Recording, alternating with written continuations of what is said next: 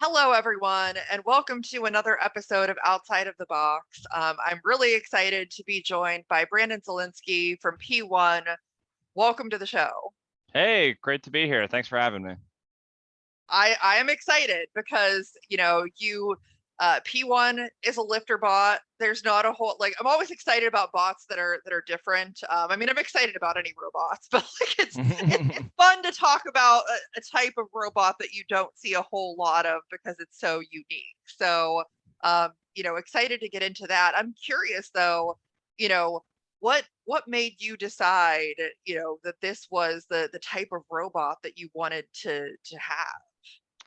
So, I kind of, it wasn't really I wasn't really the kind of the head in charge of it initially. So, when I was first getting into robots, I first got into combat robotics in general in 2015. And then as the years kind of went on, the show obviously got rebooted. And like a lot of people, I was watching all the episodes with my friends. I was like, man, I really want to do this. And so a couple of my buddies that we started a combat robotics team in at our college with started their own BattleBots team, and it was while he was in the UK doing a transfer semester. And so, for those of you who are deep into BattleBots deep lore, that is Parallax. So they came over on super short notice. Their robot got stuck in customs for like a week. It was a nightmare as far as like the travel and the setup goes, and it kind of was rough because they didn't get any televised fights. Like I said, their robot was stuck in customs for days and days and days. They couldn't even touch the robot until almost a week in. And then so they went back. Luke, who was the captain then, was now stateside again, and so he was starting to build P1. And so he was like, all right, we want to do this thing. Looks like a race car. It's a front hinge flipper because he was always a big into the robot wars scene. And that's obviously huge there. And so I was like, all right, this sounds like a blast. I'll help out. And so I helped out a lot with the 2019 team, especially at the event. And then as he kind of his time was absorbed by a bunch of other things, then I kind of took over the majority of this robot. So it was not initially my idea. So if it is something that I always liked, it wasn't something that I was begrudgingly dragged along in by any means, obviously, but it was something that wasn't initially my idea, but I kind of grew to love, and was something that I was really kind of had a vested interest in, obviously, making it as awesome as it could possibly be. Definitely. And I think that, the 2021 season is very kind of indicative of a lot of what you're talking about, because I mean, for me, and we'll talk about all of the matches and, break all of that down, but I thought it was a very underrated season for P1. Like, it was a fantastic season. When you look at what you were able to do, and we'll talk about all of that and why I feel that that's the case. I think even just going into that first match with Valkyrie, I think you said it best in the pre-match interview where you were talking about, people think it's just a lifter and that they'd really be in for a surprise. And I think that that's exactly what happened. You didn't really show any fear. You went right into their weapon, which is, I think, is a weapon that a lot of people are afraid of and would want to stay away from it. But you did that, and you did end up losing a wheel in the match, but ultimately, like, I thought P1 was very dominant, and Valkyrie ended up on fire at some point. I mean, it was a judge's decision, which they're a tough robot. I'm not really surprised by that, but like, that was a great match. That was probably my favorite match that you've had. Yeah, it was pretty cool. So, I mean, going into it, we knew it was kind of going to be a make or break kind of thing, because while the matchups are obviously not random, there's obviously they pick and choose who they want to fight each other, but there's kind of a flow, not really like a flow chart, but there's kind of a way seasons go. And if you get a marquee opponent fight one, it helps you a ton. because it means that you are going to have a huge step forward going forward, especially in 2021 where we only had 3, maybe even 2 fights. So it's a thing where you have to, while it is technically a 3-fight regular season and then a tournament, it's kind of a double elimination, right? If you think about it, if you lose twice, you're done. And so it's like there's some teams who could maybe get in at 1 and 2. We were not going to be one of those teams.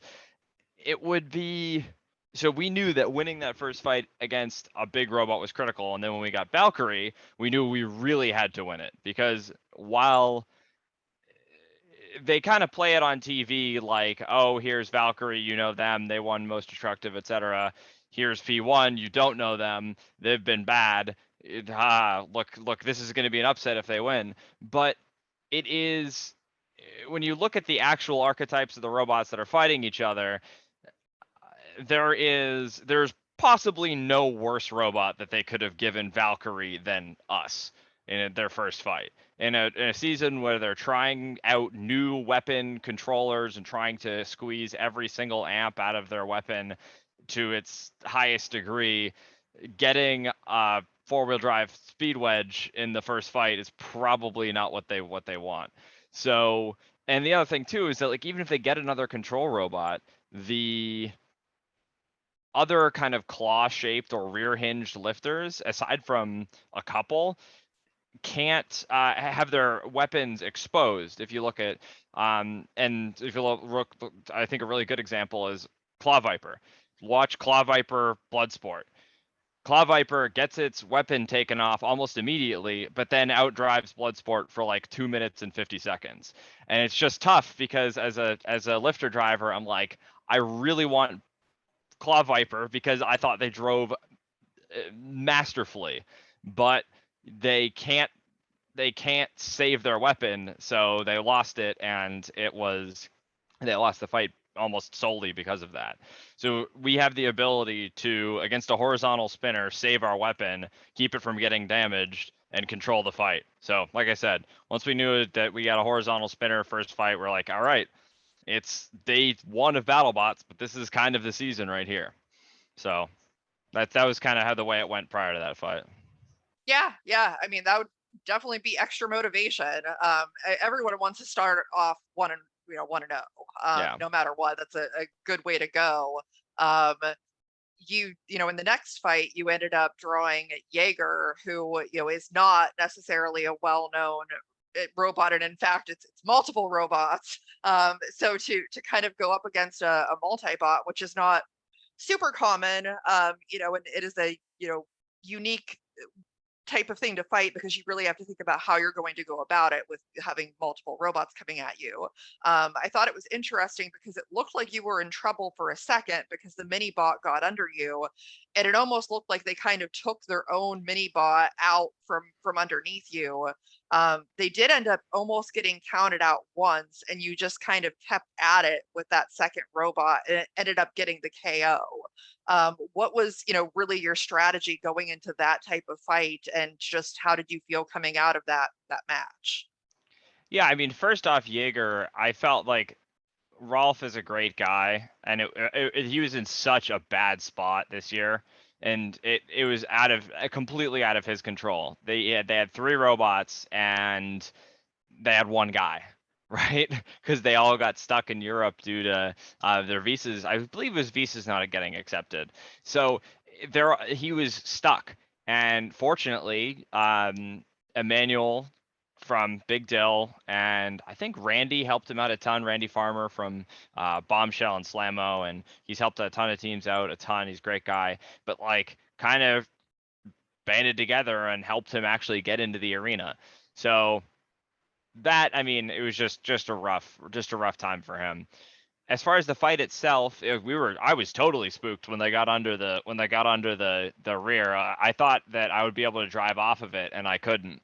And I was like, uh-oh, this is a problem. I wasn't as concerned about the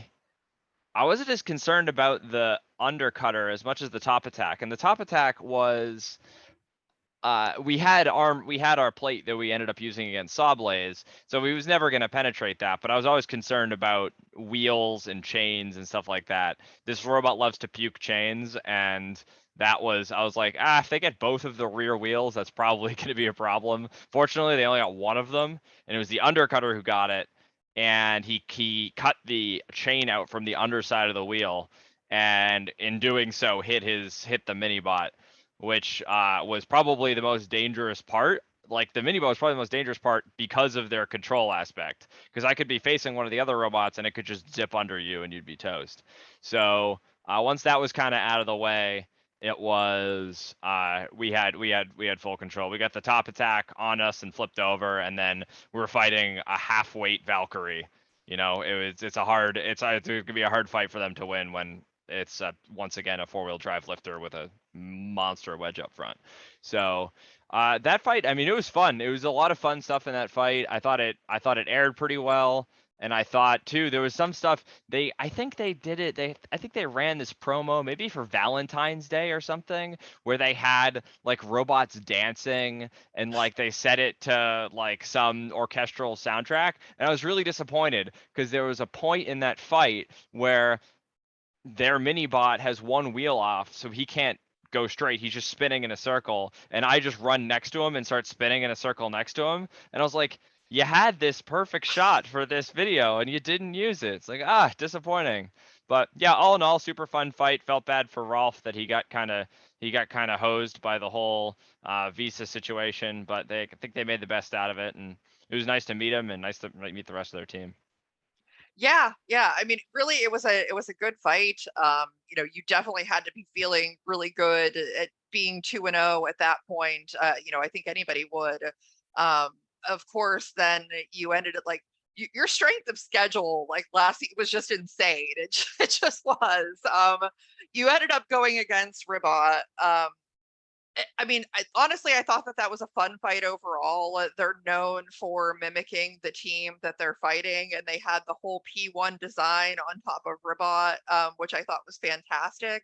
They ended up using their vertical weapon, which I thought was interesting because obviously they would have seen, what happened with Valkyrie and having that undercutting weapon, and that wasn't going to be very good against you. Um, I thought it was a great match. I mean, there was a lot of just sizing each other up in the beginning of that, and you were able to keep them pinned under the pulverizer for a bit. Then it got into a pushing match, and then after that, that's kind of where things turn from there. I mean, Ribot's obviously a great robot. They've had a couple of just epic last couple of seasons. I mean, like I would feel like I wouldn't hate to have that match go the way that it did because it was such a great match. Like overall, win or lose, it was great. How did you feel about it? Yeah, so I mean, obviously coming off of Jaeger, we felt great, right? We had a win over Valkyrie, who was last year's most destructive robot, and then we had a win over Jaeger, who is obviously not a robot that had a ton of pedigree, but a win's a win, right? I mean, unfortunately, this whole season is kind of has the specter looming of last year's tournament over it with us, which is something that I really wish had just not happened. But it is, I mean, it was just kind of a fact of life. So that's looking at that, I was like, all right. So they cannot say that we did not have a marquee win because we beat Valkyrie and now we have another win. So we're 2-0. We're very confident that we make the tournament, win or lose. So we're like, all right, we're fighting Ribot, who's somebody we fought in local circuits a ton, and let's have some fun. Let's figure out what's going on with this robot. Let's make sure every little kink is worked out. Because when it comes playoff time, there's no more gimmies. You're gonna get a strong robot, and it's gonna be a robot like Ribot. So, and Ribot likes to do their like kind of configuration war kind of thing. They like to configure their robot exactly to fight their opponent. I just went up to David. I was like, can we just set something up instead of like dancing with our robots for the next 2 days while we wait for this fight? So, we made a decision about what we were gonna run. Something that we were both happy about. and we could have fun and have a fun fight. And I think it worked out pretty well. The only thing for us was that this new configuration that we rolled out then got completely evaporated because their spinner is so good. But I think it went pretty well. Like I said, like you said in the beginning, it was going pretty well for us. We got them under the pulverizer. We're doing this kind of slower pace fight that we wanted to. We didn't want to just. I mean, we saw against Copperhead last year. You run it up mid into their weapon, you're going to lose in one hit. So we were trying to be careful. They were driving properly as far as their strategy goes, staying in the center of the box, pointing towards us, not getting too aggressive. We won a couple of the like ground war exchanges. We were able to get our forks tangled and push them around a bit. And it was like this is the kind of fight that we needed to have in order to win against a robot like that. The crowning moment that we needed was either the pulverizer to get about that much farther and hit their weapon, or us to get under all of their forks and get them over. If one of those things had happened, I think we would have had a more than a puncher's chance of winning that fight. But we didn't. We took the wrong angle. They took the right angle, and we got punted. And once we lost one exchange, it was just a snowball from there. And the robot wasn't in terrible shape after that fight. We bent a couple axle shafts. We were planning on retiring that chassis anyway. So the frame, they kinked the one of the frame rails pretty good, but it wasn't. We didn't lose any electronics, nothing like that. So as far we got smacked around pretty good, but we got a couple of cool battle scarred trophies out of it, and so as far as the last fight with little pressure on it, it was a fun fight for sure. Yes, but it definitely was. So, that put you at 2-1. You went into the round of 32, ended up with a match against Hypershock, and this is the match that I've recently talked about. I feel like it's the match that lit a fire under Will Bales to do what he did this past week in the Sin City Slugfest. So I'm crediting you for lighting that fire under him. But your strategy obviously was to get them flipped over. That strategy completely paid off. I think some lessons were learned from that on his end of things. I have to ask you though, because obviously they were super aggressive. I'm pretty sure that you knew that they were going to be super aggressive, and the lifter kind of lifted up a little bit, acting as a ramp, and Hypershock just whoop right off of it and then on their back. Was that intentional? Were you trying to get them to do that?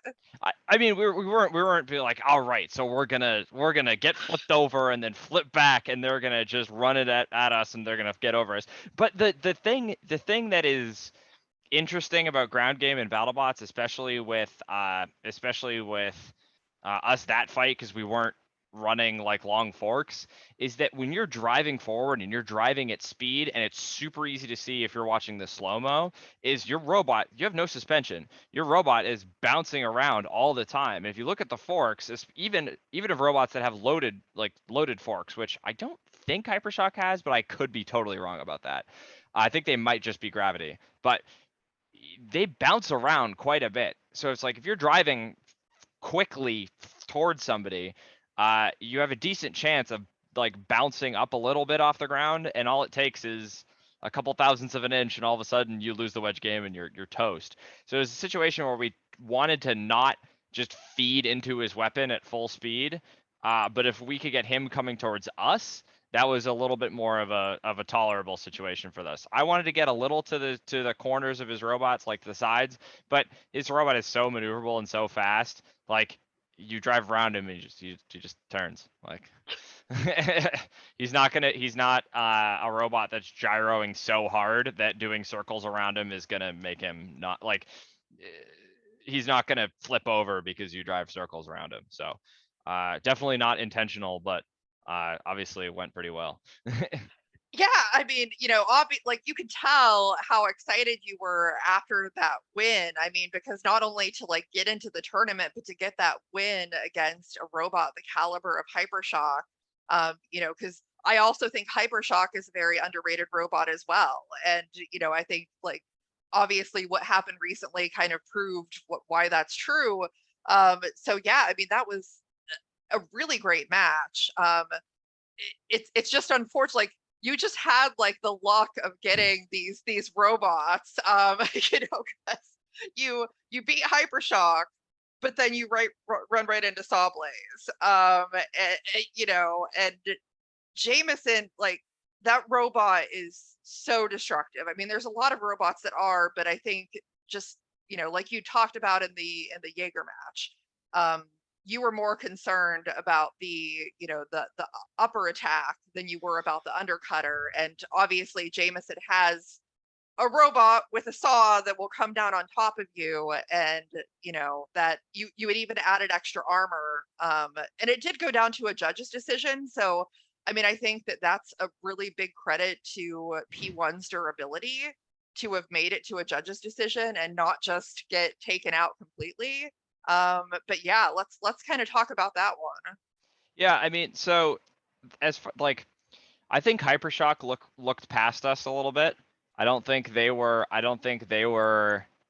And I mean, Kyle wrote about it in his blog. They were like already preparing for what they were going to do to fight Sawblaze after our fight, and I think they looked past us a little bit. Jameson doesn't look past anybody. Like, he's going to be the most prepared. It doesn't matter if you are like a rookie robot or if you're like the uppercut witch doctor. I mean, these big time teams, and we're, I think, somewhere in the middle. He's not going to look past anybody, and so he was. I mean, they're sharpening all his forks as sharp as he'll get them. As far as that fight goes, like I said, coming off of that fight, we were on the moon, right? We'd beaten a robot that we were like super respected. It's like we had watched since day one of the reboot, and we're like, all right, we're top 16. And we looked around, and if you look at the top 16, it was like, oh, it's like if you want to call Whiplash a lifter, which I think you certainly could, it's just whether you call it a lifter or a spinner or whatever. They certainly leaned more into lifter this year. It's like, if you call them not a lifter, then we're the last lifter here. Like, and as far as control robots, it's like the only other non-spinners are what, like Hydra and maybe somebody else I'm forgetting, Blip if you count them, but they're kind of are they a spinner? Kinetic flywheel. But we were at the point where it was like, okay, let's just see how long we can push this. We already have probably done anything we could have dreamed in this season and more. Let's just send it and see what we can do. And the tough thing, the strategy for this fight, obviously Jameson's got forks that are this long. We have a front hinge flipper. We cannot put long forks on, because if we do, then I cannot self-right the robot. And so that is a problem. So we need to run something else. So we looked at the fight that they lost against Tantrum last year, where they ran a scraper, and we're like, all right, we have a scraper, let's give it a shot. And so we ran it and it didn't work. It's one of those things where you ran it. I sharpened it with a file for probably 2 hours, and just in there, just getting it absolutely dead sharp. And it stinks, because it's like you go in and we just get smashed, right? We just get absolutely crushed. And it stunk too, from my perspective as a driver, because after the very first hit, the robot was not driving right. It could kind of move, but I could avoid a count out, but that was about all I could do. What I think happened is he opened one of the side pods up, and it smashed into the ground, and I was just dragging one of the side pods on the ground. So I think that's what happened. Like I said, it never drove right after the first hit. And it was disappointing, because I was like, all right, let's go face to face for one hit and see if we can beat him in ground game. And it didn't. And I was like, all right, well, armor, do your thing. And then it came off, and it just didn't. I pulled it back, and it curved. It like drove in a curve, and I was like, this isn't good. So that was unfortunate. And then he beat the snot out of us for 3 minutes. He was definitely lightening up towards the end. He wanted to preserve his robot, make sure his stuff doesn't explode, which I don't blame him. He probably, I mean, he's probably not going to get like a kill shot on a robot that has like probably 3/4 of an inch of armor, of like different types of armor on top of it. So preserve your robot, don't explode, that kind of thing. Totally makes sense. So it's like, well, technically a judge's decision, he smoked us. So, but it was a fight that we were honored to have, and certainly hope goes better next time for us. Yeah, yeah. I mean, like I said, like really, kind of looking at all of that and summing it up. I mean, that's why, I think it was such a great season because the two losses that you had were against very, very good teams.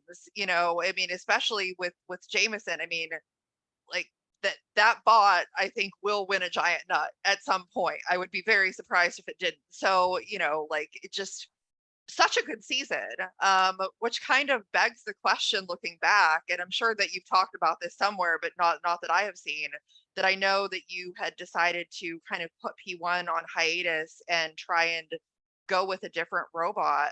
Um, I'm just curious as to what went into that decision with having the season that you did. Yeah, I mean, obviously we had an incredible season, right? But I mean, there's a number of things that went into it, that went into the decision to put P1 up for a bit.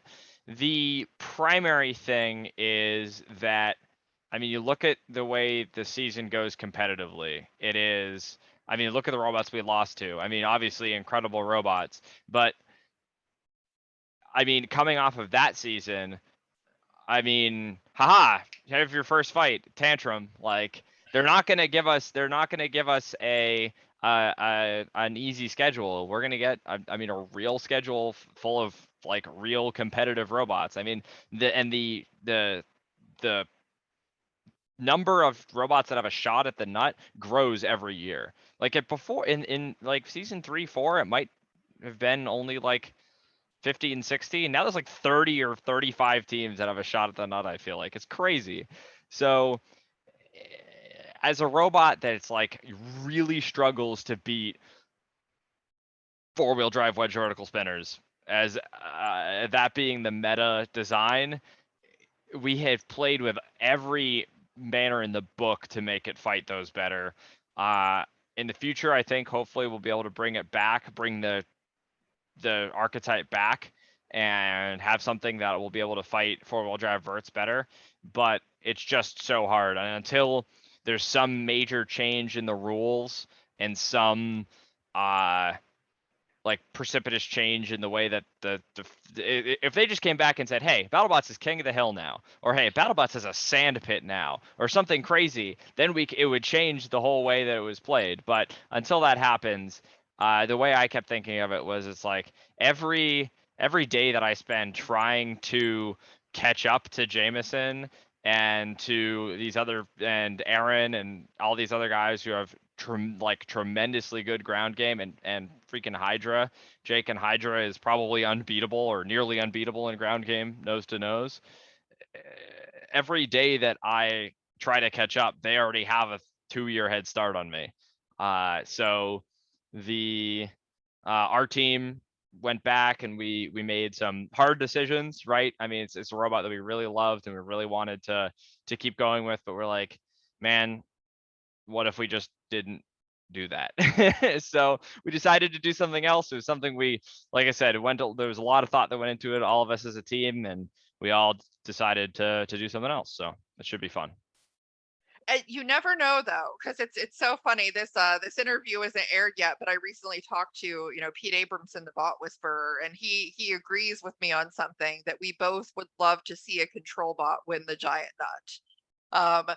Don't know if that's going to happen, but I think that would be great, because I think that BattleBots is not a one lane kind of game. At least it shouldn't be. There's so much versatility, and I think that needs to be showcased. So it would be fun to see a control bot win.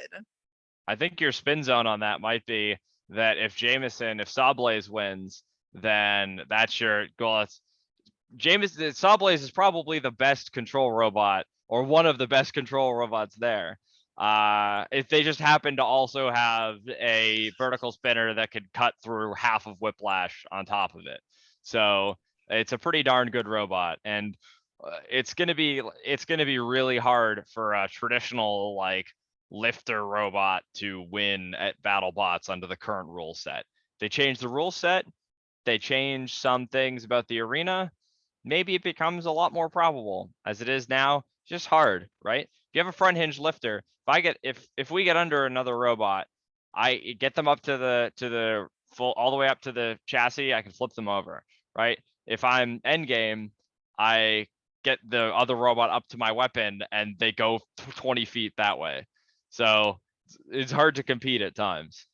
Yeah, it definitely would be. And we'll see. I mean, I know that the BattleBots folks have been talking about, different changes they've wanted to make, and they've done a pretty good job, I think, reaching out to the fans and the builders and trying to get feedback to see what's going to make the most sense going forward. So it'll be interesting to see how that plays out in the new season.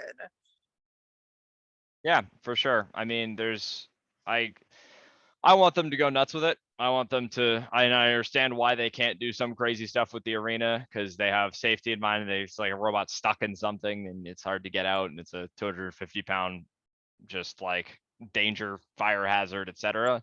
But like, I think it would be really sweet to do a sand pit or to do a side like obstacles or have the arena hazards actually do damage. Imagine if instead of a pulverizer in every corner, it was a tombstone bar. Like, that would be pretty cool. Talk about something that could make a control robot be a lot more relevant. If instead of grabbing somebody and flipping them over, Claw Viper could grab somebody and then throw them into a tombstone bar, like that'd be pretty sweet, and it would make pretty darn good TV. So, like I said, I would love for them to go absolutely nuts, make it as wild and crazy as it can be, just to shake everything up. Yeah, and I'm curious, speaking of like the hazards and stuff, because I know there's obviously a lot of teams that weren't a big fan of the upper deck, but because of the nature of P1, was that something that you were excited about because you could potentially lift somebody up onto that? To a degree, there was pluses and minuses. For us, it was like, eh. For horizontal spinners, it was like the worst because you lost basically a third of the arena to spin up in, especially if you're an overhead or you're a shell. So if you're like Bloodsport or Gigabyte or Shredderator. For us, it was a bit in the middle because while it did end up helping us a lot, I think against Hypershock, we were able to put Hypershock on the upper deck, and that I think scored us a ton of points control wise. Uh, to a degree, it was something where it just ate up a lot of floor space. And when I was trying to circle other robots, especially against Ribot, was the one where we were trying to get around them the most. It was just not a whole lot of space left, and they were able to just sit and point. And with not a lot of space to circle, we were kind of just cinched that much more. So as far as the additional kind of like count out zone, I think there's a really good concept there as it's currently constituted. It's pretty hard for a lot of robots, so ours included. Yeah. I mean, it was definitely interesting. It had its moments. There were times when I really liked it, and there were times when I didn't. But we'll see what comes in the future. Yeah. Yeah. But I definitely appreciate you coming on the show. I was excited to talk about this because I mean, it's just I don't think there's a lot of robots that just overall had that solid of a season. Really. So I was happy to be able to talk to you about it, and we'll see what comes for the future for you. Yeah, absolutely. Yeah, keep an eye out on the social media stuff. It's going to be once it starts coming out, it's going to be fast and loose. It's going to be coming quick. So I'm sure there'll be a lot of flurry once that all happens. But I hope people are excited about it, and hopefully, if and when next season happens, it'll be something that a lot of people like. Absolutely. Well, thank you again. And to everyone watching the show, please make sure that you do all the liking and subscribing and all of that good stuff so that we can keep building this show and have more amazing robot fighting content for you. We will see you next time on Outside of the Box.